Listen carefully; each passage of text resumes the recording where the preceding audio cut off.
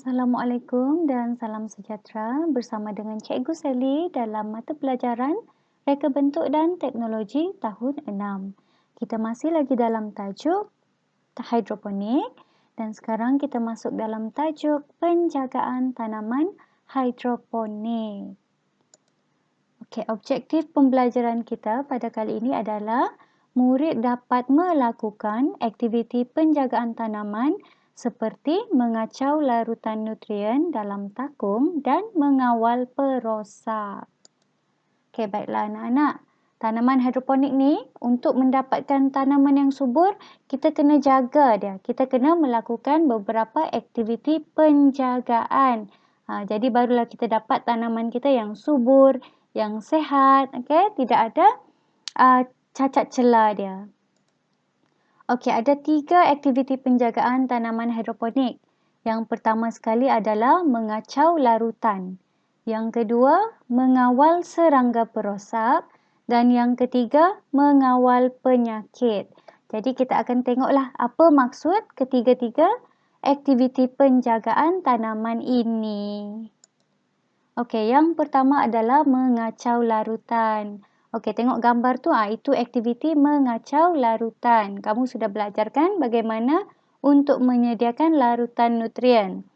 Jadi larutan nutrien ni kita hendaklah kacau sekurang-kurangnya seminggu sekali untuk mengelakkan mendapan, supaya akar tanaman kita dapat menyerap nutrien yang lengkap.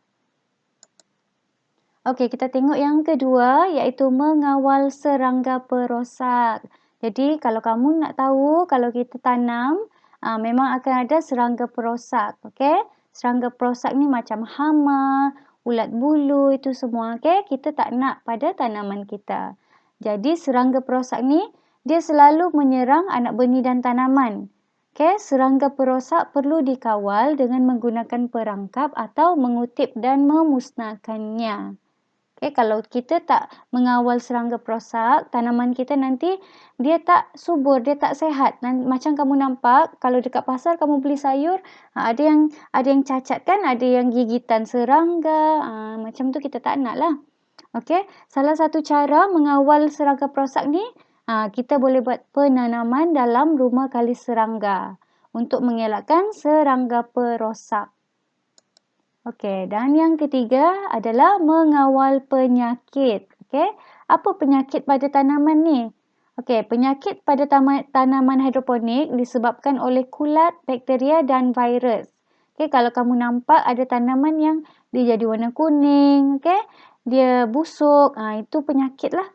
Oleh itu tanaman yang telah dijangkiti penyakit ni kita kena buang.